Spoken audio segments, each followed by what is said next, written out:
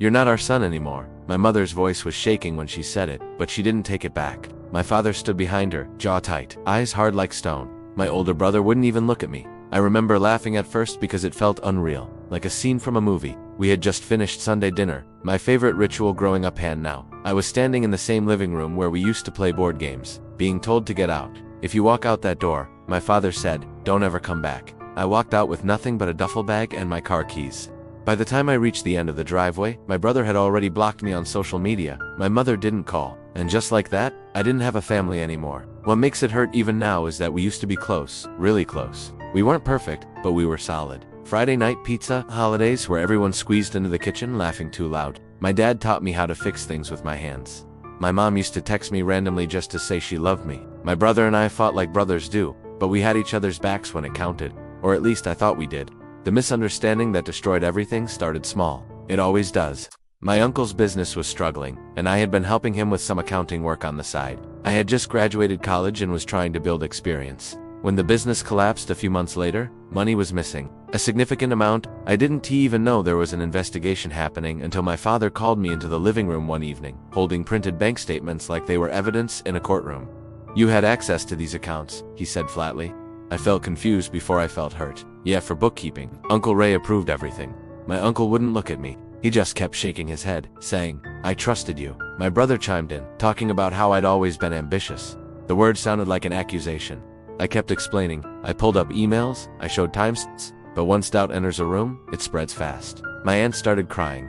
My mom kept saying, "Why would you do this to us?"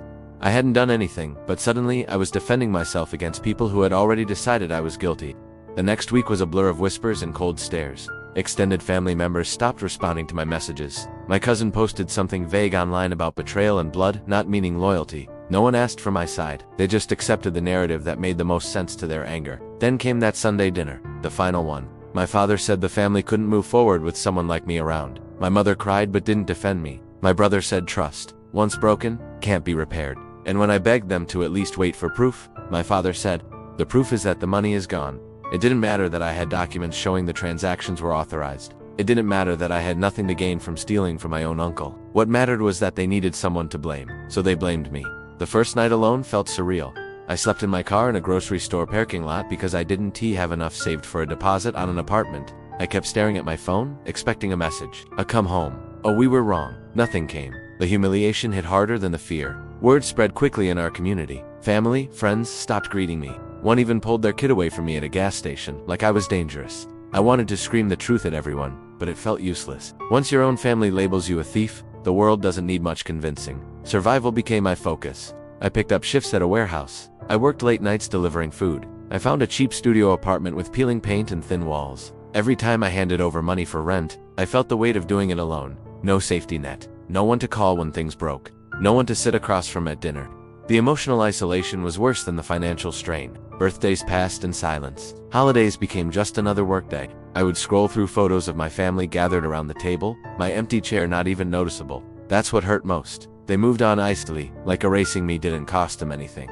Months later, the truth started surfacing quietly. My uncle's business partner was investigated for fraud unrelated to me. It turned out the missing money had been redirected through a separate account I never had access to. There were documents, confessions, legal consequences. My name was never officially tied to any wrongdoing. No one called to apologize, not then. Instead, I heard through a cousin that the family was dealing with a lot, that it had been a stressful year, as if stress justified disowning me. I stopped waiting for apologies and started building something for myself. I enrolled in certification programs at night. I sharpened my financial skills.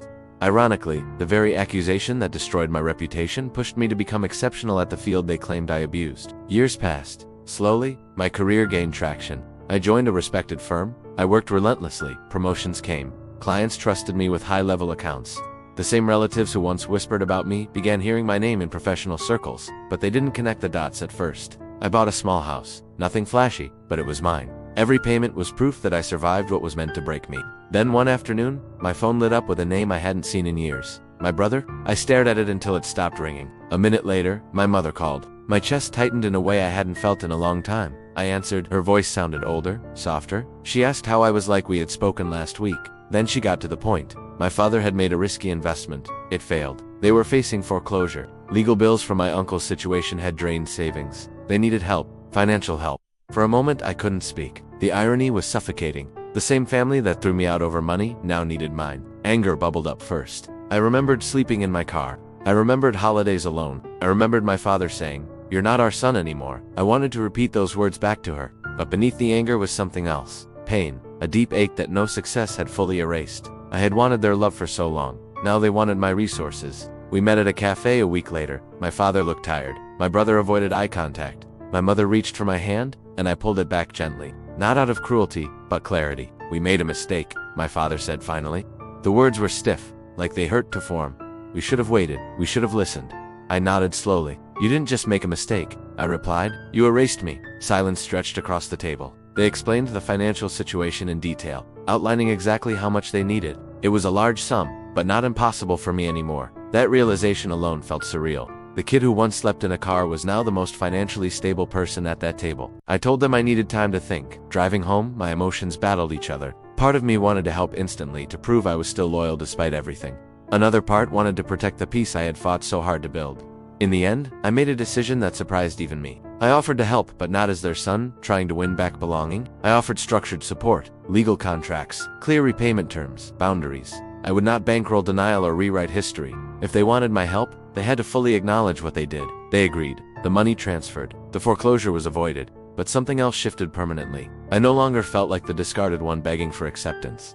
I felt powerful, not because I had money, but because I had forth. Our relationship now is cautious, polite, different. Forgiveness is a process, not an event. But I don't chase their approval anymore. I don't measure my value by their acceptance. They disowned me when it was convenient. They called me when it wasn't. And the greatest justice isn't that I had the money to help them. It's that I built a life so solid that their rejection didn't define me. I walked out of that house years ago with a duffel bag and a broken heart. Now I walk into any room knowing exactly who I am, and that is something no one can take away from me again.